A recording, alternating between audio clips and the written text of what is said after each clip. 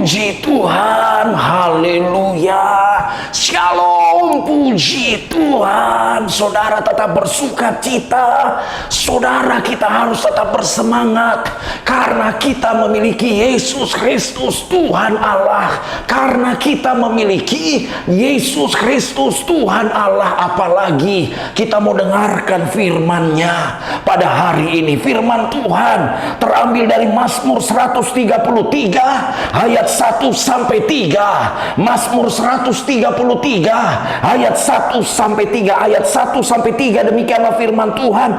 Nyanyian ziarah Daud.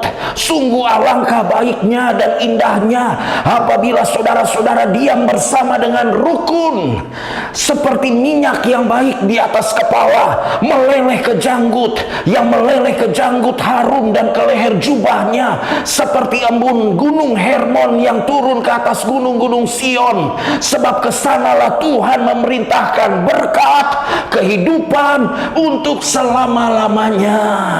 Tema firman Tuhan pada hari ini, kerukunan yang mendatangkan berkat. Berarti hidup rukun itu mendatangkan berkat. Bahkan firman Tuhan berkata, kesanalah Tuhan memerintahkan berkat kehidupan untuk selama-lamanya.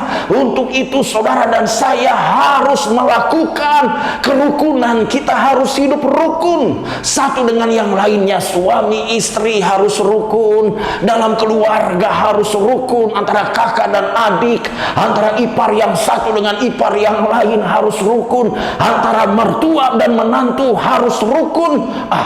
Bagaimana kalau mertua dan menantu tidak rukun? Pasti ada masalah, dan akhirnya diam-diaman, akhirnya nggak berkomunikasi, akhirnya hubungan jadi rusak, dan ini membawa dampak yang tidak baik dalam kehidupan keluarga kita. Makanya firman Tuhan menjelaskan, firman Tuhan menyatakan kepada saudara dan saya, hidup rukun, hidup rukunlah senantiasa, karena kerukunan mendatangkan berkat kehidupan untuk selama-lamanya. Amin. Puji Tuhan. Karena itu dasarnya harus dasar dari kerukunan yang mendatangkan berkat itu haruslah yang pertama kasih. Kasihlah yang mengeratkan, kasihlah yang akan membuat kita tetap rukun satu dengan yang lainnya.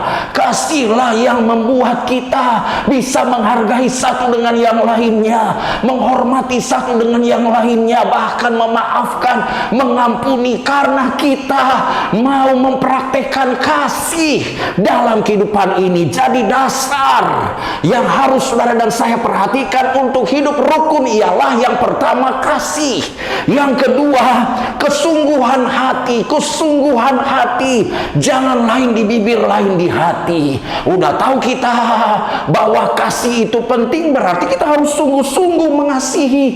Jangan hanya teori, jangan hanya berkata, jangan hanya sekedar tahu, tetapi praktekkan dan lakukanlah.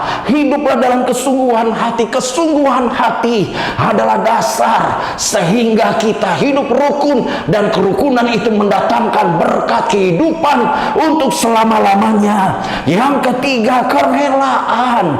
Rela, tulus, tanpa pamrih, karena kita tahu kalau kita rukun itu pasti dampaknya dahsyat. Kalau kita rukun itu berkatnya sungguh sangat luar biasa. Kalau kita rukun itu adalah kehidupan untuk selama-lamanya, sehingga kita nikmati hidup ini walaupun kita banyak tantangan, walaupun kita banyak kesulitan, tapi kita rela untuk terus melakukan firman Tuhan. Kita rela untuk merendahkan diri, kita rela untuk mengalah, untuk mengasihi, mengampuni, melupakan kesalahan orang lain. Selanjutnya yang keempat, kerendahan hati. Hanya orang-orang yang rendah hati yang bisa rukun, bukan orang sombong, bukan orang yang arogan, orang yang mementingkan keakuan, keegoisan, dan berkata saya yang benar, saya yang terutama, saya yang hebat, saya yang paling jago. Saudaraku yang dikasihi oleh Tuhan, hanya orang-orang yang rendah hati. Catat baik-baik, Kerendahan hati adalah dasar sehingga kerukunan itu mendatangkan berkat kehidupan untuk selama-lamanya. Yang kelima, kebesaran hati. Kebesaran hati sehingga kita bisa menerima satu dengan yang lain. Kita bisa terus mengasihi, kita bisa terus saling menghargai, saling menghormati. Mengalah bukan berarti kita kalah. Mengalah karena kita sadar saya harus hidup rukun, saya harus terus menjadi saksi Tuhan, saya harus terus meninggikan Tuhan, saya percaya rencana Tuhan begitu dahsyat. Jadi kebesaran hati adalah dasar di mana kita bisa rukun, dan kerukunan mendatangkan berkat kehidupan untuk selama-lamanya. Kemudian pengorbanan. Ada yang harus saudara dan saya korbankan sehingga kita bisa hidup rukun, sehingga kita terus rukun, sehingga kita menyadari bahwa lebih baik kita mengasihi, lebih baik kita mengampuni, lebih baik kita melupakan kesalahan, lebih baik kita buang semua kebencian, buang semua sakit hati kita, buang semua akar pahit.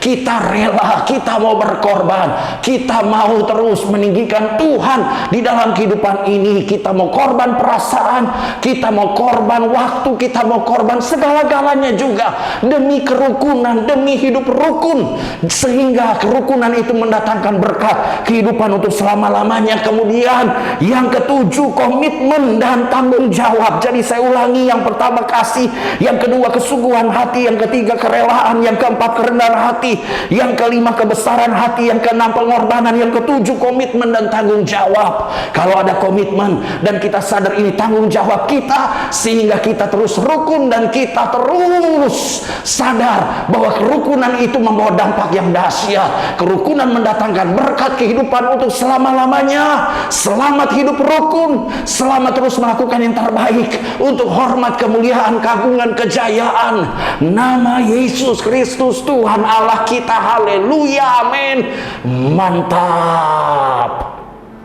Jangan lupa like, comment, subscribe, dan share. Sampai jumpa lagi di Glow Pastoral Digital Channel. Tuhan Yesus berkati.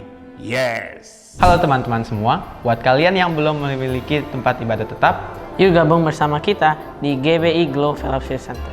Lokasinya ada di Glow Tamres, Glow Gading Marina, Glow BSD, Glow Dynaplus, Glow Depok, Glow Majestic, dan Glow Cibubur. Kita tunggu kehadiran kalian. Tuhan Dan Yesus Yesus memberkati. memberkati. Amin. Amin.